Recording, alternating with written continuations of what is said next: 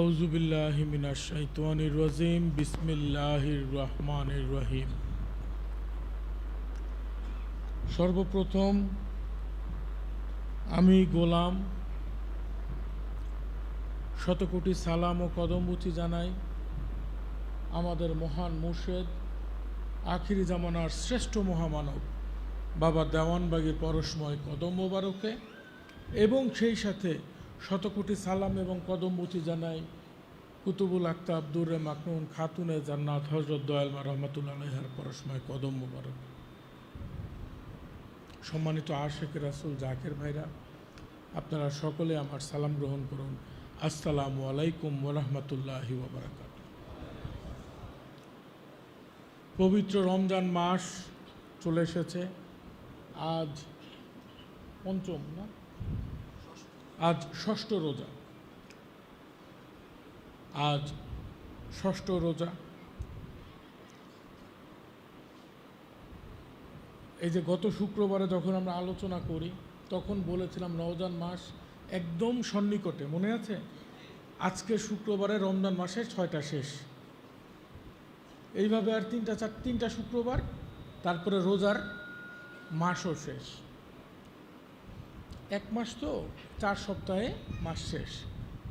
তো প্রশ্ন হচ্ছে, রোজার মাস আসলো, এসে কিছুটা অতিবাহিত হলো, সামনে পুরোটা অতিবাহিত হবে। আমি আপনি নিজেদেরকে কি পরিবর্তন করতে পারলাম, এইটা হচ্ছে প্রশ্ন।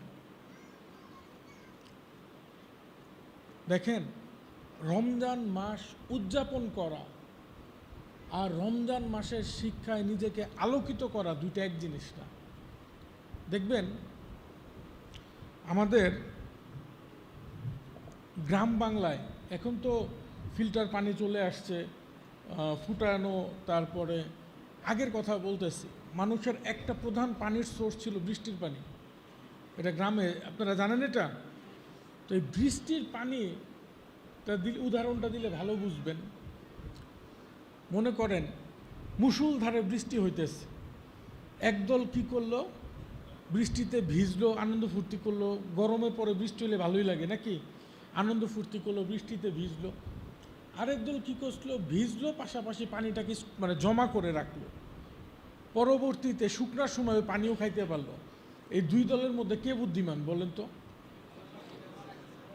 যারা ভিজলো এবং পানি জমা করলো যেন বিপদের সময় পরে কাজে লাগে। আর বৃষ্টির সময় যারা ভিজলো, আনন্দ ফুর্তি করলো, বৃষ্টিও শেষ, পানিও শেষ, তখন আর তাদের খাওয়ার কিছু থাকে না। উদাহরণটা আমি এই কারণে দিলাম, রোজার মাসে এরকম দুইটা গ্রুপ থাকবে। একদল রোজার মাসে রোজা রাখবে, 1 মাসের জন্য পাক্কা ইমানদার, মাস শেষ যেই লাও সেই কদু। আর আরেক দল হচ্ছে এই মাসে নিজেকে ট্রেন করবে যে আগামী 11 মাস আমি কিভাবে চলবো। তাহলে দুইজন কি কখনো সমান হবে? আর অলি আল্লাহদের শিক্ষাটাই হচ্ছে নিজেকে পরিশুদ্ধ করা। দেখেন, নর্মালি যদি চিন্তা করেন, পৃথিবীতে প্রত্যেকটা এবাদতের একটা মোরাল আছে। প্রত্যেকটা এবাদতের, যদি বলেন কালেমার মৌলিক কথা হচ্ছে যে আপনি যে এক আল্লাহর উপরে ঈমান আনছেন সেইটা আপনি ঘোষণা করেন নাকি? নামাজ দেখেন, নামাজে রুকু সেজদা আমরা যা কিছুই করি, মোরাল হচ্ছে একজন মানুষ আরেকজনকে সম্মান করার সর্বচূড়ান্ত রূপ হচ্ছে সেজদা। এই নিজের কপাল, নাক সব কিছু নত করে সেজদা করা, এর থেকে চূড়ান্ত আরেক অন্যের প্রতি সম্মান প্রদর্শন আর কিছু হইতে পারে না। আর আল্লাহর প্রতি চূড়ান্ত সম্মান প্রদর্শনের রাস্তাটা কোনটা বলেন তো? সেজদা। আর সেজদাটা আসে কোথায়? নামাজে। রোজার কথা যদি বলেন, যে এই রোজার মাধ্যমে নিজেকে সংশোধন করার একটা ট্রেনিং আসে, যে তুমি আল্লাহর হুকুমে নিজেকে আত্মসংযমী করার একটা ট্রেনিং আসে। তুমি আল্লাহর হুকুম কতটুকু মানতে পারো, একটু গভীরভাবে চিন্তা করেন। যে আমরা সবাই কিন্তু মানুষ, আমাদের ভিতরে রুহু আছে, যার কারণে মানুষ বলে। যদি রুহুটাকে অমিট করে চিন্তা করেন, আমরা সবাই কি বলেন তো? প্রাণী। আমাদের ভিতরে, আমাদের মধ্যে অন্য গরু, ছাগল, ভেড়া, দুম্বা তারাও প্রাণী, আমরাও প্রাণী। কিন্তু রুহের কারণে আমরা আশরাফুল মাখলুকাত নাকি? যদি চিন্তা করেন রুহুটা বাদ দিয়ে, তাহলে আমরাও কি বলেন তো? আমরা খাবার খাই, ঘুমাই, বংশবৃদ্ধি করি, মানে জীবের যে বৈশিষ্ট্যগুলা, এইগুলো 8-10টা জীবের যা বৈশিষ্ট্য আছে আমাদেরও তাই আছে না নাই? তাহলে প্রশ্ন হচ্ছে রোজাটা কি? দেখবেন রোজার বিধানটা সূর্য উদয় থেকে সূর্যাস্ত, এটা হচ্ছে আল্লাহর দেওয়া একটা টাইম পিরিয়ড, যে আমি এতটা সময় নির্ধারণ করে দিলাম, তোমরা পানাহার। এখন প্রশ্ন হচ্ছে পাপাচার থেকে বিরত থাকা, সেটা ধর্মের একটা অংশ, কিন্তু পানাহার কামাচার, কিছু মনে করবেন না, বুঝার জন্য বলতেছি, পানাহার কামাচার থেকে বিরত থাকা এটা তো জীবের সাধারণ বৈশিষ্ট্য। এটা বিরত থাকে কেমনে? খাবার গ্রহণ করা, পানি খাওয়া বা কামাচার, এটা যে কোনো জীবের একটা সাধারণ বৈশিষ্ট্য, শুধু মানুষ না, গরু, ছাগল, ভেড়া, দুম্বা সবার এই জিনিসগুলোর প্রয়োজন আছে না নাই? কিন্তু তারা কিন্তু আমাদের মানুষকে বলা হইতেছে একটা নির্দিষ্ট পিরিয়ডের জন্য নিজের জৈবিক যা যা চাহিদা আছে সেটার থেকেও বিরত থাকো, দেখি আমার হুকুমে তুমি কতটুক যাইতে পারো। ওই যে বলে যে আল্লাহর হুকুমে নিজেকে ম্লান করে দেওয়া, নিজের জীবনের পরোয়া না করে নিজেকে ম্লান করে দেওয়া, এই শিক্ষাটাই হচ্ছে রোজা। যে নিজেকে কতটুকু সংযমী করতে পারো, যে তোমার জৈবিক যে বৈশিষ্ট্যগুলো আছে একটা সার্টেন পিরিয়ডের জন্য ওইটারে ছাড়তে পারো কিনা আমি দেখি। কারণ স্বাভাবিক রমজান মাসে যেই জিনিসগুলো আমরা ত্যাগ করি, পাপ সেটা অন্য জিনিস, ঠিক আছে? কিন্তু পানাহার, কামাচার, এগুলো যদি সারা বছরের জন্য, কোনো সারা বছর দরকার নাই, 7 দিন পানাহার যদি 7 দিন বন্ধ থাকে মানুষটা মারা যাবে। এটা জীবের জৈবিক চাহিদা, এটা তার করতেই হবে। আল্লাহ যেভাবে বানাইছে এই নিয়মের বাইরে যেতে পারবে না। কিন্তু রোজাতে কতটুকু আত্মসংযম, আমি পাপ তো করবো না, ঝগড়া ফাসাদ তো করবো না, খারাপ কাজ তো করবোই না, আমার জীব যে আমি আমার যে বৈশিষ্ট্যগুলো আছে ওইগুলোর থেকে বিরত থাকবো আল্লাহর হুকুমে একটা সার্টেন টাইম পর্যন্ত। এরপরে দেখেন কি বলে জানি, নামাজ, রোজা, হজ। হজ তো আমরা সবাই জানি যে আমরা হজে নিয়ম কানুন যা কিছুই করি, এন্ড অফ দ্য ডেতে যেটা আসে সেটা হচ্ছে মহামানবদের অনুসরণ। হজে গিয়ে আমরা হজের যে রিচুয়ালগুলো পালন করি, যা যা করি, এই প্রত্যেকটা জিনিস হচ্ছে মহামানবদের অনুসরণ। আর জাকাত হচ্ছে সমাজে শান্তির প্রতিষ্ঠার জন্য, যেহেতু মানব জীবনে চলতে গেলে অর্থ অনেক ইম্পর্টেন্ট, মানব জীবনে চলতে গেলে অর্থের মূল্য আছে না নাই? এই অর্থের কারণে কেউ ভালো থাকতে পারে, কেউ খারাপ থাকতে পারে। এই কারণে আমরা যেন, যারা আল্লাহ যাদেরকে সম্পদশালী করছেন, তারা যেন তাদের সম্পদের একটা অংশ গরিবদেরকে দান করে সমাজে ওয়েল ব্যালেন্স নিয়ে আসে। আসলে প্রত্যেকটা ধর্মই মানুষকে এক একটা, প্রত্যেকটা ধর্মের এক একটা পিলার, এক একটা স্তম্ভ মানুষকে এক একটা মেসেজ দেয় যে তুমি এই জিনিসটা করো, তুমি এই জিনিসটা করো। আসলে রোজার মাস আসলো, আমরা যদি আল্লাহর কথা মানার ট্রেনিংটা গ্রহণ করতে না পারি, দেখেন এটা আমাদের কেমন বোকামি। রোজার মাসে গোপনে আমরা পানি খাই না, খাই ঘর লাগাইয়া। আপনারাই দেখেন পিপাসায় গলা ফেটে যাচ্ছে, বুক ফেটে যাচ্ছে, ঘর লাগাইলেন, কেউ নাই, তারপরও পানি খেতে চায় না। কেন খেতে চায় না বলেন তো?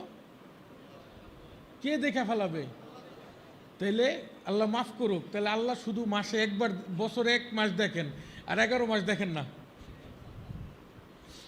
আর 11 মাস যে যা খুশি তাই করি, তো হইলাম না 1 মাসের মুসল্লি? আংশিক মাইনা লাভ কি, মানলে পুরাটা মানি।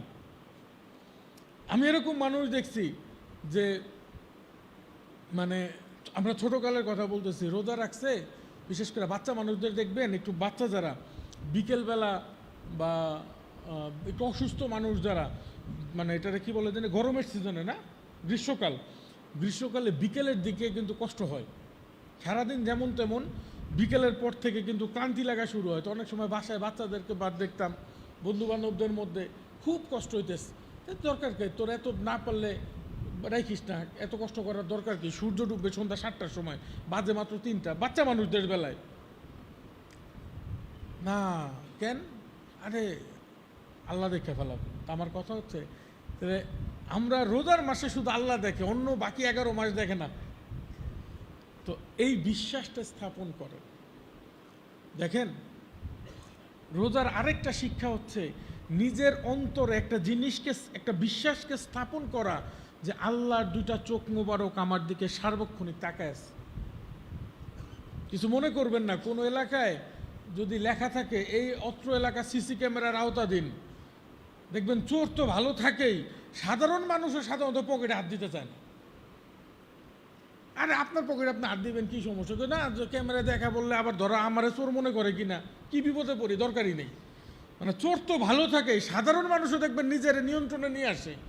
তা আপনি 500 টাকার একটা ক্যামেরার ভয়ে নিজের নিয়ন্ত্রণে আনতে পারেন, আর রাব্বুল আলামিন আপনার দিকে তাকায় আছে, নিজের নিয়ন্ত্রণে আনা যায় না? আর এই নিয়ন্ত্রণে আনার মাসটাই হচ্ছে রোজার মাস। শিক্ষাটা দেখেন, রোজার শিক্ষা সম্পর্কে আমার মহান মুর্শেদ বলছেন, রোজার হচ্ছে 3টা শ্রেণী আছে, রোজার 3টা ধাপ আছে। সাধারণ শ্রেণীর রোজা, মধ্যম শ্রেণীর রোজা এবং উত্তম শ্রেণীর রোজা, কিংবা অলি আল্লাহদের রোজা, কিংবা আশেক রাসূলের রোজা। আমি যেটা বলবো, গত বছর আমাদের যারা সাধারণ শ্রেণীর বা নিম্ন শ্রেণীর রোজা রেখেছি, আমি সবাইকে অনুরোধ করব এই বছর আমাদের রোজাটা যেন মধ্যম শ্রেণীর হয়। আর যারা গত বছর মধ্যম শ্রেণীর রোজা রেখেছি, এই বছর আমাদের রোজাটা যেন উত্তম শ্রেণীর হয়। এখন প্রশ্ন করবেন, গত বছর আল্লাহ দয়া করে যারা উত্তম শ্রেণীর রোজা রেখেছে সেইবার কি করবে? সে সেটাকেই বহাল রাখার চেষ্টা করবে, যেন আপগ্রেড হয়েছে ডাউনগ্রেড না হয়, মানে উত্তম শ্রেণীর থেকে আবার নিচে চলে না যাই। ওইটারে ধরে, তার জন্য বিধান হচ্ছে স্বাধীনতা পাওয়ার থেকে রক্ষা করা কঠিন। যেটা পাইছি সেটাকে যেন ধরে রাখতে পারি। সম্মানিত ভাইরা আমার, দেখেন আসলে আমার মহান মুর্শিদের যে শিক্ষাগুলো আছে, ওনার প্রধান শিক্ষা কয়টা বলেন তো? কয়টা? এর মধ্যে এক নম্বর, আমরা সবগুলো জানি কিন্তু এখন সবাই একসাথে প্রথম শিক্ষাটার নাম বলেন, আবার বলেন, আত্মশুদ্ধি। যেই ব্যক্তি নিজেকে আত্মকে পরিশুদ্ধ করতে পারবে, আত্মাকে নিয়ন্ত্রিত করবে, শুদ্ধিত করতে পারবে, বিশ্বাস করেন ওই ব্যক্তির সারা বছর রোজা। যেই ব্যক্তি নিজের আত্মাটাকে, আপনার যে আমি এই কাজটা করলে আল্লাহ সন্তুষ্ট হবে, এই কাজটা করলে আল্লাহ সন্তুষ্ট হবে, আমি এমন কোনো কাজ করব না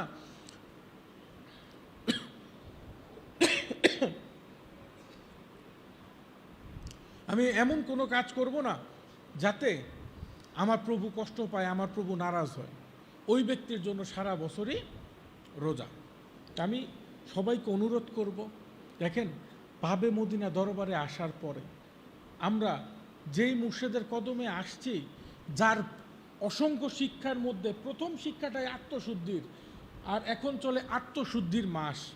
আবার একটু বলি, মহান মুর্শিদের, মানে যেই মুর্শিদের কদমে আসছি তার অসংখ্য শিক্ষার মধ্যে তার প্রথম শিক্ষা কি? আর এখন কিসের মাস চলে? আত্মশুদ্ধির মাস। তাহলে আমরা যদি নিজেদেরকে আত্মাকে পরিশুদ্ধ করতে না পারি, ট্রেনিংটা নিতে না পারি, তাইলে আমাদের জন্য দুঃখজনক হবে না? হবে না? আমি সবাইকে অনুরোধ করব, চেষ্টা করবেন নিজের ভিতরে যেই দোষগুলো আছে এটাকে দূর করার জন্য। আরেকটা বিষয় একটু বলবো, বাবে মদিনায় আমরা যখনই আসি আমরা চেষ্টা করব, বিশেষ করে আমরা যখন রওজা শরীফে যাই, নিজেকে পবিত্রভাবে নিজের মুর্শিদের সামনে উপস্থাপন করার জন্য। পরিষ্কার না? পরিষ্কার না?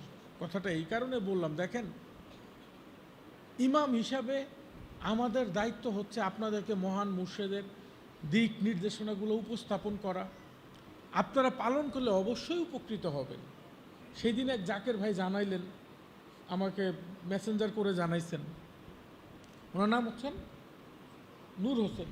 কথাটা এই কারণে বলতেছি যে আমরা যখন কোনো অফিসের, ধরেন আপনি যখন অফিসে যান, কোনো বিয়ে শাদীর অনুষ্ঠানে যান, বড় কোনো কর্মকর্তার সামনে, ভালো কোনো জায়গায়, অফিসের কোনো সিনিয়র বসের কাছে বা আত্মীয় স্বজনের কাছে যখন যাই, সুন্দরভাবে নিজেকে পরিষ্কার পরিচ্ছন্ন করে, ভালো পোশাক আশাক পরে, পারফিউম টারফিউম দিয়ে সুন্দরভাবে উপস্থাপন করি না? করি না? মুর্শিদের সামনে যখন করি তখন মুর্শিদ আল্লাহর বন্ধু। আমি যখন মুর্শিদের দরবারে আসলাম, যেখানে এসে আল্লাহকে পাওয়ার, রাসূলকে পাওয়ার ট্রেনিং করব, ওই জায়গায় কি নিজের পবিত্রতার দরকার আছে না নাই? কথাটা এই কারণে বলতেছে, হয়তো আমি বলতামও না। ওই দিন এক জাকের ভাই আমাকে একটা স্বপ্নের কথা জানাইলেন, যেটা জানান পরে আমার কাছে মনে হইলো আপনাদেরকে বলা উচিত। আমি কি বলবো? উনি স্বপ্ন দেখতেছিলেন, ওনার নাম হচ্ছেন আশেকে রাসূল নূর হোসেন ভাই। উনি স্বপ্ন দেখতেছিলেন যে উনি বাবে মদিনায় আসছেন। স্বপ্নটা বড়, আমি মূল কথা অংশটুকু বলতেছি। দেখেন, উনি স্বপ্ন দেখতেছেন যে উনি বাবে মদিনায় আসছেন। আসার পরে উনি ঘুরে ঘুরে দেখতেছেন, হঠাৎ করে উনি দেখলেন যে খামারের মাঝখানে, এই যে আমাদের উটের খামার, এই জায়গায় আমাদের মহান মুর্শেদ বাবা দেওয়ানবাগী এবং হজরত দয়ালমা রহমতুল্লাহ দুইটা চেয়ার মুবারকে বসে আছে। উনি বললেন যে আমি দেখার পরে খুব বাবাজানরে দেখতেছি, কি বলবো, দৌড়াই গিয়া মুর্শেদরে কদমবুচি করলাম এবং আম্মাজানকেও দেখে ভক্তিপূর্ণ দূরে থেকে সালাম জানাইলাম। তা আমাদের আরও কিছু জাকের আছে ওইখানে, আমার সাথে কথা টথা বলতেছে সবাই মিলে। তখন বাবাজান খোঁজখবর নিতেছে, রওজার কাজ হইতেছে, কেমন হইতেছে, এই সেই দেখতেছেন। আবার অনেকে যারা গোলামি করতেছে, বাবাজান খুব খুশি যে যারা গোলামি করতেছে খুশি। তো সার্বিক বিষয় মনে করেন অনেক দিন পরে আসলে, মনে করেন একটা জায়গার মালিক যখন অনেক দিন পরে ওই জায়গায় আসে সব কিছু খোঁজ খবর নেয় না, উনি বলতেছেন ব্যাপারটা হচ্ছে এরকম, এটা কি ওইটা কি, এইভাবে সব খুব খুশি। তো লাস্টে বাবাজান একটু আফসোস করে বলতেছে যে যারা রওজায়, আমার আশেকদেরকে বলবা যারা রওজায় আসে তারা যেন পুত পবিত্রভাবে আসে, সুন্দরভাবে নিজেকে উপস্থাপন করে আসে। এরপরে ডাইরেক্ট বাবাজান বলে দিছে, অনেকে আছে রওজায় আসার আগে বাইরে চায়ের দোকানে গিয়ে সিগারেট খায়, পান খায়, হাত মুখটা পর্যন্ত ধোয় না, আমার সামনে আসে, আমার খুব কষ্ট হয়, তোমাদের মারও কষ্ট হয়। তো এই কারণে যখন এইভাবে আসে তাদেরকে বলবো উজুখানা আছে সুন্দর করে, মানুষ সেটা ঠিক আছে, পান সিগারেট এটা তার ব্যাপার, কিন্তু আমি যখন মুর্শেদের সামনে নিজেকে উপস্থাপন করব, আমার কিন্তু পবিত্রভাবে করা উচিত। কারণ আমি যদি মনে করি যে এখানে শুধু দেওয়ানবাগীর দেহ মোবারক আছে, আমার যেমনে খুশি যাইতে পারে। আর আমি যদি মনে করি এখানে দেওয়ানবাগী আছে, তাহলে অবশ্যই নিজেকে পুত পবিত্র করে, নিজেকে পরিষ্কার করে যাওয়া উচিত। এই যে হাদিস শরীফে আসছে যে তোমরা যখন, এই যে সারা জীবন শুনছেন যে রসুন খাওয়া, পেঁয়াজ খাওয়া মাকরু, কিছু মনে করেন, অথচ বাঙালি রসুন পেঁয়াজ ছাড়া খাবারই খাইতে পারে না, অথচ ইসলামের বিধানে বলে মাকরু, অর্থাৎ অপছন্দনীয়। বিষয়টা কেন? এটা সবাই জানার কথা, আলেমরা যারা আছেন এটা পছন্দ না, রসুন পেঁয়াজ খাওয়া হইতেছে মাকরু, এটা সবাই জানার কথা না, আলেমরা এটা জানে। কিন্তু আমাদের বাঙালি রসুন পেঁয়াজ ছাড়া ওই তরকারি খাওয়াই মুখে দেওয়া সম্ভব না। আসলে বিষয়টা কেন একটু চিন্তা করে দেখেন। আসলে এই জিনিসগুলো যখন আমরা খাই, আমাদের মুখে একটা ব্যাড ব্রেথ, একটা ব্যাড স্মেল হয়। আমি যখন জামাতে যাই নামাজ পড়তে, আমার পাশের মানুষটার কষ্ট হবে না? তো ইসলাম কি কারোর জন্য কষ্টকর? বলছে সুন্দর করে নিজেকে পরিষ্কার করে। তো যেখানে আমার ধর্ম বলে যে জামাতে যাওয়ার আগে নিজের পরিষ্কার পরিচ্ছন্ন করো যেন আরেকজনের কষ্টের কারণ না হোক, আর ওইখানে যখন আমি আমার মুর্শিদের সামনে আসব, নিজেকে পবিত্র করে আসা দরকার না? তো এই কারণে স্বপ্নটা কি বইলে ভালো হইলো না খারাপ হইলো?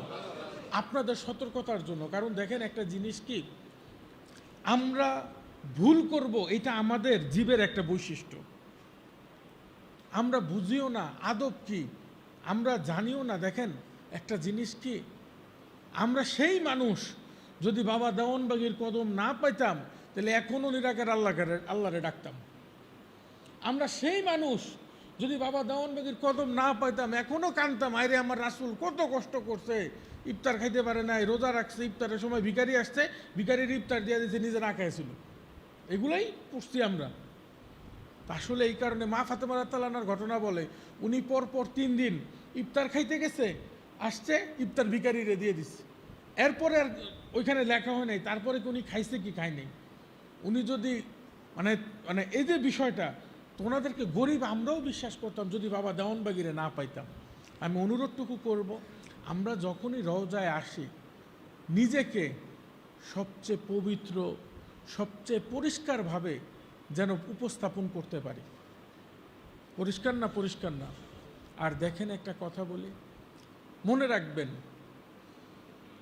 যাদেরকে বলা হয়, যাকে, যেমন আমি একবার বাবাজান আমার একবার জিজ্ঞেস করছিলেন, অনেক ছোট আমি, যাব্বু মনে করো এক লোকের দুই ছেলে, এই দুই ছেলের মধ্যে দুই ছেলে স্কুল ফাঁকি দিয়ে পলাই গিয়া মনে করেন দুষ্টামি করছে, বা বাইরে গিয়ে সিনেমা টিনেমা দেখছে দুষ্টামি করছে, হয়তো আমরা ছোটোকালে এরকম করছি না, স্কুল ফাঁকি দিয়ে মেলায় গেছে, এটা করছে, মনে করেন দুই ছেলেই স্কুল ফাঁকি দিয়ে মেলায় গেছে, যাই হোক এটা বাবাজানের উক্তি বলতেছে।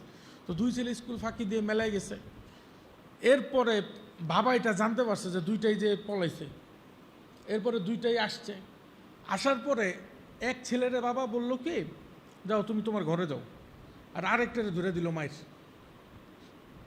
তখন বাবাজানের প্রশ্ন হলো, বলো তো বাবা কারে বেশি ভালোবাসে? তাই বললাম যে বাবাজান যেটারে ঘরে পাঠাই দিছে ওইটারে তো কোনো কথাই নেই, বিনা হিসাবে জান্নাতি, যাও বাবা তুমি তোমার ঘরে যাও, আর ওইটারে তো ভালো মতো সাইজ করছে, তাহলে তো ওইটারেই দেখতে পারে না। বাবাজান হাইসা দিয়ে বলেন, না, যারে পাঠাই দিছে তার ব্যাপারে পিতার কোনো দায়িত্ববোধ নাই, যে তোমার যা মন চাই তুমি করতে পারো, আমার তোমার নিয়ে কোনো সে নেই। আর যেটারে মাইক দিছে তারে ভালোবাসে, তার প্রতি রেসপন্সিবিলিটি আছে দেখে ভুল করলে সংশোধন করে। তা আমরা নাদান, আমরা ভুল করব, আর মুর্শেদ দয়া করে সংশোধন করব, উনি ভালোবাসেন দেখেই করবে, এবং এমনটাই হয়। আমি সবাইকে অনুরোধ করব, আমরা যখনই রওজায় আসি, বাসার থেকেই বা অফিস থেকে আসেন, অনেকে ব্যবসা প্রতিষ্ঠান থেকে আসেন, তখন থেকে নিজের মাইন্ডকে সেট করবেন, আমি বাবাজানের সাক্ষাতে যাইতেছি। আমার মানে কি বলে, এখন অনেক সময় মনে করেন অনেকে আছে রাস্তাঘাটে উজু করার মতো ব্যবস্থা থাকে না, আমাদের এখানে উজুখানা আছে, তো বুঝেন নাই কথাটা? তো চিন্তা করবেন যে আমি বাবাজানের সামনে যাইতেছি, কিছু মনে করবেন না, বাবাজানের সাথে কথা বলতেছি, বাবার সাথে কথা বলতে গেলে আমার মুখ দিয়ে পানের গন্ধ, সিগারেটের গন্ধ, বা আমার গায়ের থেকে ময়লার গন্ধ, কোনো কিছু যেন রোজার পবিত্রতা নষ্ট না করে। এই জিনিসটা আমাদের সতর্ক থাকতে হবে না, হবে না?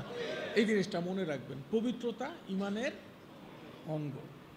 আমাদের ধর্মে সবসময় পবিত্রতার ব্যাপারে উৎসাহিত করা হয়েছে।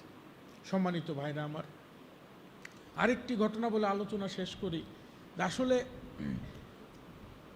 মুর্শেদ যাকে দয়া করবে, বাবাজানের কদমে সবাই আসতে পারে না, আল্লাহ যাকে দয়া করে সেই আসতে পারে। এটা কি বিশ্বাস করেন আপনারা? সবাই আসতে পারে না।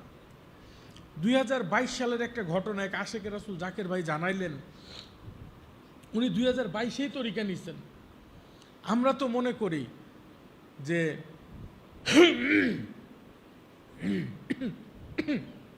আমরা তো মনে করি 2020 28শে ডিসেম্বর বাবাজান ওফাত লাভ করছেন, এখন ওনার রওজা আছে আর নূরে মোহাম্মদে অন্য কোথাও। কিন্তু বাবা দেওয়ানবাগী যাদেরকে হেদায়েত করার, তাদেরকে ঠিকই উনি হেদায়েতের পথে আনেন। পরিষ্কার না? পরিষ্কার না? তাই বলি, বাবা দেওয়ানবাগীকে পাওয়া এটা সবার পক্ষে সম্ভব না, উনি যাদেরকে চান তারাই পাবে। তো কথাটা এই কারণে বলি, তা আমাদের আশেকে রাসূল জাকের ভাই, ওনার নামটা আমার এখন স্মরণে আসতেছে না, ক্ষমা করবেন, নামটা আমার মনে নেই। তো উনি আপনার টাঙ্গাইলে থাকে। উনি হইতেছে যে কিছু আদিম যুগের মানুষ বলবেন, এখনও কিছু মানুষ আছে বাটন মোবাইল ব্যবহার করে, দেখছেন? ফেসবুক জানে না, ইউটিউব কি বোঝে না, ওই বাটন মোবাইলেই আছে, ওই সোজা পথে যাই ডাল দিয়ে ভাত খাই, কিছু মানুষ আছে না এরকম আর কি। তো উনি ওই ওই আদিম জামানার ওই রকম মানুষ। উনি একটা ওই কম্পিউটার সেকশনে, ওনার এলাকায় একটা জায়গায় কম্পিউটার সেকশনে উনি কম্পিউটারিস্ট হিসাবে কাজ করে, টাইপিস্ট কাজ করেন। তো ওনার আচার ব্যবহার এত সুন্দর, উনি কিন্তু জাকের না, কিন্তু খুব নমনীয় শান্তিপ্রিয় মানুষ। ওনার ব্যবহারে 2 দিন পরে পুরো কোম্পানির সবাই আস্তে আস্তে তার ভক্ত হয়ে গেছে, সবাই তারা পছন্দ করে। কিন্তু দেখবেন যেই জায়গায় জনপ্রিয়তা বেশি ওই জায়গায় শত্রু বেশি থাকে।